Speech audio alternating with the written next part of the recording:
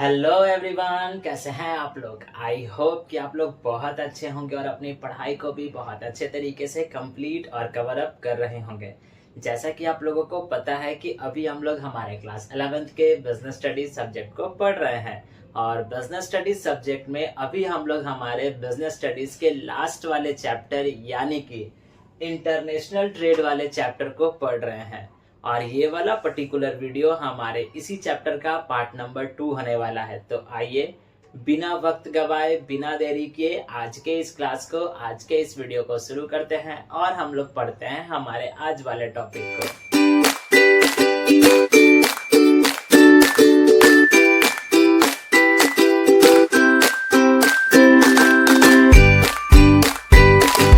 मैंने अभी आपको बताया कि आज के इस क्लास में हम लोग हमारे इंटरनेशनल ट्रेड वाले चैप्टर के पार्ट नंबर 2 को पढ़ेंगे। सो बेसिकली इस वाले वीडियो में हम लोग कौन से टॉपिक को पढ़ेंगे। तो अगर आपने इस चैप्टर के पार्ट नंबर 1 को यानी कि प्रीवियस वाले पार्ट को पढ़ा होगा, देखा होगा, तो उस वाले पार्ट पे हम लोगों ने पढ़ा था कि इंटरनेशनल ट्रेड कहते किसको हैं। साथ साथ हमने ये भी पढ़ा था कि इंटरनेशनल ट्रेड के कौन कौन से फीचर्स या फिर कैरेक्टरिस्टिक्स होते हैं और उसमें हम लोगों ने ये भी देखा था कि इंटरनल ट्रेड और इंटरनेशनल ट्रेड इन दोनों के बीच में कौन कौन से डिफरेंसेस होते हैं, यानी इन दोनों के बीच के डिफरेंसेस को भी हमने पढ़ा था। तो इस वाले क्लास पे हम लोग पढ़ेंगे कि आखिरकार इंटरनेशनल ट्रेड के कितने टाइप्स होते हैं और साथ साथ ये भी पढ़ेंगे कि इंटरनेशनल ट्रेड के या फिर एक्सटर्नल ट्रेड के कौन कौन से एडवांटेजेस होते हैं। तो आज के इस वीडियो में हम लोग इन्हीं दोनों टॉपिक को पढ़ेंगे और कवर अप करेंगे। तो आइए पढ़ते हैं हमारे आज के इस वीडियो के हमारे पहले वाले टॉपिक को, जो हमारा कहता है टाइप्स और काइंड्स ऑफ इंटरनेशनल ट्रेड या फिर फॉरेन ट्रेड या फिर एक्सटर्नल ट्रेड, आप जो बोलो। ठीक, तो याद रखिएगा आप कि हमारे पास एक्सटर्नल ट्रेड के 3 अलग अलग टाइप्स होते हैं। पहला कहता है इंपोर्ट ट्रेड, दूसरा कहता है एक्सपोर्ट ट्रेड और तीसरा कहता है इंटरपोर्ट ट्रेड। तो आइए पहले वाले को पढ़ते हैं जो हमारा कहता है इंपोर्ट ट्रेड। अब इंपोर्ट ट्रेड कहते किसका है, आइए देखते हैं लिखता है क्या। कहता है when a trader of one country purchases goods from the traders of the other country it is called import trade.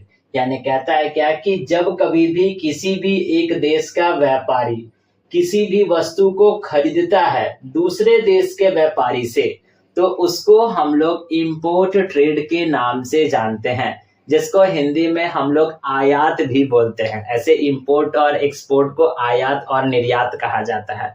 ठीक, तो वही यहाँ पर कहता है कि जब कभी भी किसी भी एक देश का व्यापारी किसी भी वस्तु को खरीदता है किसी दूसरे देश के व्यापारी से, तो उसी को हम लोग इंपोर्ट ट्रेड कहते हैं। एग्जाम्पल के तौर पर इंडिया के किसी ट्रेडर ने यानी इंडिया के किसी व्यापारी ने यूएसए के किसी व्यापारी से सामान खरीदा और इंडिया मंगवाया, तो हमारे देश में वस्तु जब आ गई तो वो हो गया हमारा इंपोर्ट। और वही यहाँ पर कहता है कि अगर एक्सपोर्ट की बात की जाए तो वही जब इंडिया के किसी व्यापारी ने यूएसए के किसी व्यापारी को वस्तु बेची होगी, ट्रेड किया होगा, यानी हमारे देश से वस्तु गया होगा बाहर, तो उसी को हम लोग क्या कहते हैं, एक्सपोर्ट कहते हैं। देखिए वही यहाँ पर लिखता है कि when a trader of one country sells goods to the trader of the other countries this is called export trade.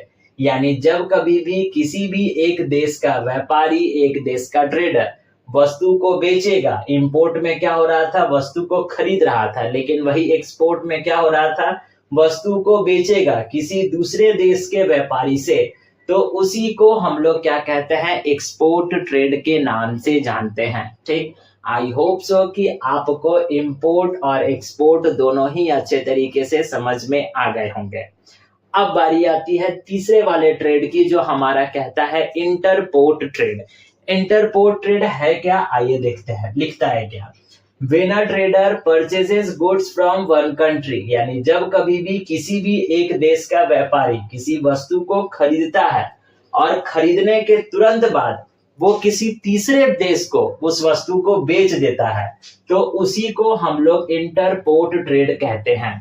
Basically यहाँ पर कहता क्या है कि किसी एक देश ने किसी दूसरे देश से वस्तु को खरीदा, लेकिन खरीद कर उस वस्तु को अपने देश में नहीं रखा, उसी वस्तु को किसी और तीसरे देश को बेच दिया।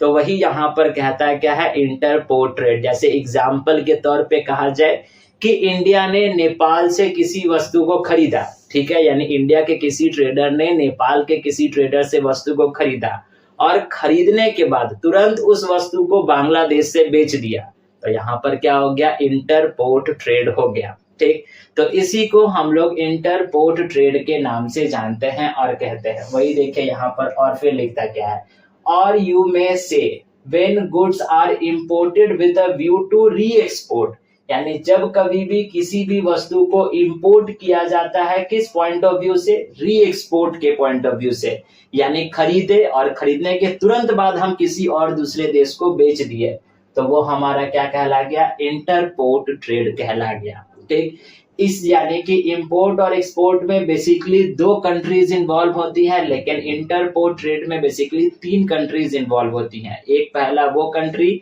जो सामान किसी दूसरे देश से खरीदा होगा, तो पहला यानी 2 कंट्री हो गए, और फिर वही खरीदा गया सामान किसी तीसरे कंट्री को बेच दिया गया होगा, तो वही वाला ट्रेड हमारा क्या कहता है, इंटरपोर्ट ट्रेड कहता है। ठीक, आई होप सो कि आपको तीनों के तीनों टाइप्स ऑफ एक्सटर्नल ट्रेड या फिर इंटरनेशनल ट्रेड या फिर फॉरेन ट्रेड अच्छे तरीके से समझ में आ गए होंगे। अब यहाँ पर क्या कहता है कि इंटरनेशनल ट्रेड हम पढ़ रहे हैं, तो इसके कौन कौन से एडवांटेजेस है, इसके कुछ फायदे भी हैं, तो फायदे भी हमको बताइए। तो आइए फायदे भी हम लोग पढ़ लेते हैं। फायदा नंबर 1, एडवांटेज नंबर 1 हमारे पास कहता है अर्निंग फॉरेन एक्सचेंज। अगर हम लोग फॉरेन ट्रेड या एक्सटर्नल ट्रेड या इंटरनेशनल ट्रेड करते हैं, तो हम लोगों को फॉरेन एक्सचेंज यानी कि फॉरेन के पैसे को कमाने का मौका मिलता है। हमारे देश में फॉरेन करेंसीज आती है, जो हमारे देश की इकोनॉमी के लिए बहुत ज्यादा फायदेमंद होता है। देखिए लिखता है क्या, When we sell goods abroad, यानी जब हम अपने देश के वस्तु को अब्रॉड बेचते हैं, यानी कि विदेशों में बेचते हैं, we receives dollars और other foreign currencies, तो हम लोगों को उस सामने वाले देश के करेंसीज में मिलेंगे पैसे, ये आपको ही पता है। अगर डॉलर्स में पैसा मिलना होगा तो डॉलर्स में मिलेगा, पाउंड्स में मिलना होगा तो पाउंड्स में मिलेगा, और यूरोज में मिलना होगा तो यूरोज में मिलेगा। ठीक, this is a vital for a country's economy to pay essential imports, जो कि हमारे देश की इकोनॉमिक कंडीशन के लिए काफी ज्यादा हेल्पफुल और मददगार साबित होता है। तो इंटरनेशनल ट्रेड का सबसे पहला फायदा यही हो गया कि जब हम अगर इंटरनेशनल ट्रेड करेंगे यानी फॉरेन ट्रेड करेंगे, तो हम लोगों को जो है फॉरेन करेंसीज में पैसा मिलेगा, जो हमारे इंडिया के इकोनॉमिक कंडीशन को आगे बढ़ाने में या फिर किसी एक देश के आर्थिक स्थिति को आगे बढ़ाने में काफी ज्यादा हेल्पफुल वो साबित होता है। ठीक, सेकंड वाला हमारे पास कहता है स्पेशलाइजेशन। अब स्पेशलाइजेशन कहते हैं किसको है, आइए देखते हैं लिखता है क्या, every country focuses on producing items they can make at a lower cost with better quality. यानी कहता क्या है कि हर एक देश उस सामान को, उस प्रोडक्ट को बनाने में ज्यादा फोकस करता है जिस सामान को वह देश बनाने में बहुत ज्यादा माहिर है, जिस सामान को बनाने के पीछे जो पैसा है वो कम खर्च होता है, और साथ साथ उस सामान की क्वालिटी जो है वो बहुत ज्यादा अच्छी होती है, जिसके वजह से सभी लोगों को जो है वो वस्तु आसानी से मिल भी जाता है, अच्छे क्वालिटी का वस्तु भी मिलता है और लोअर प्राइस पर मिल जाता है। तो ये भी एक बहुत बड़ा फायदा हो जाता है इंटरनेशनल ट्रेड के लिए, क्योंकि आपको भी पता है हर एक देश हर एक वस्तु को अच्छे तरीके से बनाने में सक्षम नहीं है। तो जो देश जिस वस्तु को अच्छे तरीके से बना सकता है, बहुत बेहतरीन तरीके से, उनके क्वालिटी वाइज बहुत अच्छा होगा उस प्रोडक्ट का और कम कॉस्ट पे बनाएगा, तो जाहिर सी बात है कि जब क्वालिटी अच्छा होगा, कॉस्ट यानी कम कॉस्ट पे जब सामान मिलेगा यानी जब बनेगा, तो लोगों को वो सामान जो होगा वो कम कॉस्ट पे भी मिलेगा, और जब लोगों को वो सामान मिलेगा तो फिर अच्छे क्वालिटी का मिलेगा, जो लोगों के लिए यानी लोगों के पॉइंट ऑफ व्यू से, कंज्यूमर के पॉइंट ऑफ व्यू से बहुत अच्छा साबित हो जाएगा। तो ये पॉसिबल बस केवल कब होगा, इंटरनेशनल ट्रेड की वजह से। ठीक, नेक्स्ट वन हमारे पास कहता है यूटिलाइजेशन ऑफ सरप्लस प्रोडक्शन। अब मान लेते हैं हमारे देश की ही बात कर ले, चलिए इंडिया की बात कर लेते हैं। अब इंडिया में किसी एक साल में गेहूं बहुत ज्यादा उग गया, या फिर हर एक साल किसी ना किसी चीज का प्रोडक्शन बहुत ज्यादा हो जा रहा है, जो कि हमारे देश में यूज होने के बावजूद भी वो प्रोडक्ट बचा हुआ है। जैसे गेहूं एक एग्जांपल ले लेते हैं, गेहूं का उपज हुआ हमारे देश में, अब गेहूं जितना यूज करना था उतना हमारे देश के लोग यूज भी कर रहे हैं, लेकिन उसके बावजूद भी गेहूं बचा हुआ है। तो क्या हम उस गेहूं को फेंक देंगे? ऐसा तो नहीं होगा कि हम उसको फेंकेंगे। हम उसको क्या करेंगे, फेंकने के बजाय विदेशों में बेचेंगे, ताकि जब विदेशों में बेचेंगे तो विदेशी मुद्रा हमारे यहाँ आएगा, हमारे देश में आएगा, तो उससे हमारे भारत की आर्थिक व्यवस्था जो होगी, यानी आर्थिक स्थिति जो होगी, उसमें सुधार आएगी। साथ साथ हमारा जो सामान जो बचा हुआ होगा वो बिक भी जाएगा, और उसके पीछे से हमको पैसा भी मिल जाएगा, प्रॉफिट भी हो जाएगा। तो एक तीर से दो निशाना हो गया। पहला तो हमारे देश में जो प्रोडक्ट ज्यादा था वो बिक भी गया, और बिकने के बाद उससे विदेशी मुद्रा भी हमारे यहाँ आ गया, और साथ साथ लोगों को आइडिया भी मिल गया कि हम लोग और ज्यादा अच्छे तरीके से मेहनत करेंगे तो और ज्यादा प्रोडक्शन होगा, तो और ज्यादा हम वस्तुओं को विदेशों में जाकर कर बेच सकते हैं। तो इससे बहुत सारा फायदा होता है, देखने को मिलता है। नेक्स्ट वन हमारे पास कहता है इंक्रीज इन एम्प्लॉयमेंट। अब ये इंक्रीज इन एम्प्लॉयमेंट क्या कहता है, आइए देखते हैं लिखता है क्या।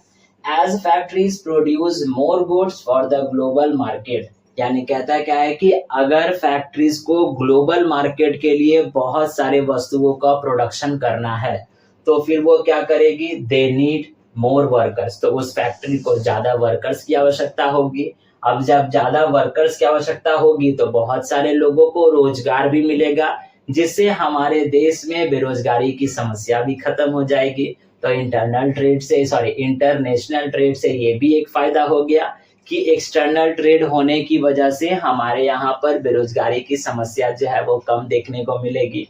ठीक, लास्ट वन हमारे पास कहता है बेनिफिट टू कंज्यूमर्स। आपको भी पता है कि जब एक्सटर्नल ट्रेड होगा या इंटरनेशनल ट्रेड होगा या फिर फॉरेन ट्रेड होगा, तो एट द एंड जब बहुत सारे लोगों को फायदा होगा, जैसे सबसे पहले गवर्नमेंट को भी फायदा होगा। आखिरकार भाई दूसरे देश से हमारे देश में जब सामान आएगा बिकने के लिए तो गवर्नमेंट टैक्स लेगी, तो ये फायदा हो गया।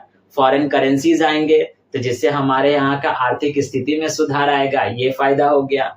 तीसरा, जब दूसरे देश के वस्तु हमारे यहाँ पर आएंगे तो लेटेस्ट टेक्नोलॉजी भी हमारे पास आएगी, हम लोगों को लेटेस्ट टेक्नोलॉजी वाले वस्तु भी देखने को मिलेंगे, ये फायदा हो गया। साथ साथ एम्प्लॉयमेंट में भी हमको देखने को मिलेगा कि हमारे यहाँ पर रोजगार बढ़ेगा, बेरोजगारी कम होगी।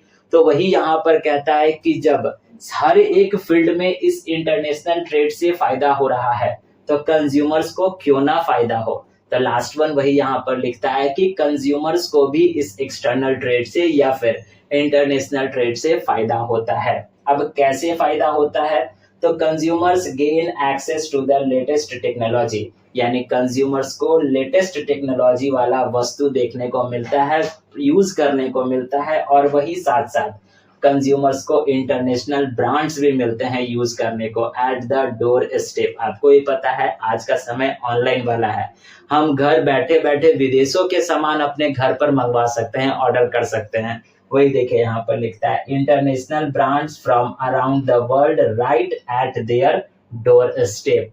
तो जिससे विदेशों के वस्तु जो है कंज्यूमर्स को अपने घर पर मिल जाएंगे, और जो भी इंटरनेशनल ब्रांड्स यानी जो ब्रांड्स हमारे देश में नहीं है, विदेशों में है, जिनका बस केवल हम नाम सुन पा रहे हैं या सुनते हैं या बस केवल टीवी में देखते हैं उस ब्रांड को, उस ब्रांड के वस्तु को हम यूज कर सकते हैं। और वो कैसे और कब यूज कर सकते हैं, किस दौरान यूज कर सकते हैं, एक्सटर्नल, इंटरनेशनल या फिर फॉरेन ट्रेड के दौरान यूज कर सकते हैं, जिससे कंज्यूमर्स को काफी ज्यादा बेनिफिट होता है, फायदा होता है। एक तो कंज्यूमर्स लेटेस्ट टेक्नोलॉजी को भी अपना सकती है, दूसरा इंटरनेशनल ब्रांड्स को यूज कर सकती है, और तीसरा वैसे ब्रांड्स जो हमारे कंट्री में है भी नहीं, उस ब्रांड्स के वस्तुओं को भी हम लोग यूज कर सकते हैं। और वो जो ब्रांड्स यानी वो जो प्रोडक्ट होगा वो हमारे घर पर डिलीवर होकर कर जाएगा।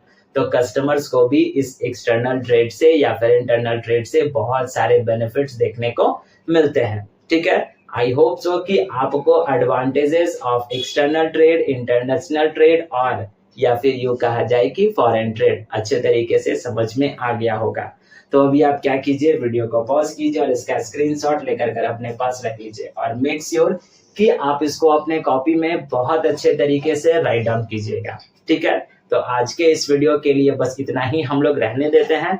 अब हम लोग मिलेंगे इसी चैप्टर के नेक्स्ट वाले पार्ट पे, जिसपे हम लोग पढ़ेंगे कि इस इंटरनेशनल ट्रेड के कौन कौन से डिसएडवांटेजेस होते हैं और साथ साथ ये भी पढ़ेंगे कि इंटरनेशनल ट्रेड के दौरान कौन कौन सी प्रॉब्लम्स फेस करने को मिलती है, प्रॉब्लम्स देखने को मिलती है। ठीक है, तो नेक्स्ट वाले पार्ट पे हम लोग इन्हीं दोनों टॉपिक को पढ़ेंगे और कवर अप करेंगे।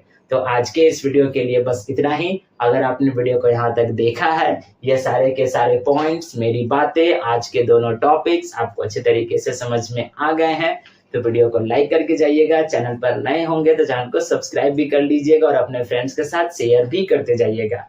अब हम लोग मिलेंगे इसी चैप्टर के नेक्स्ट वाले पार्ट पे, यानी पार्ट नंबर 3 पे।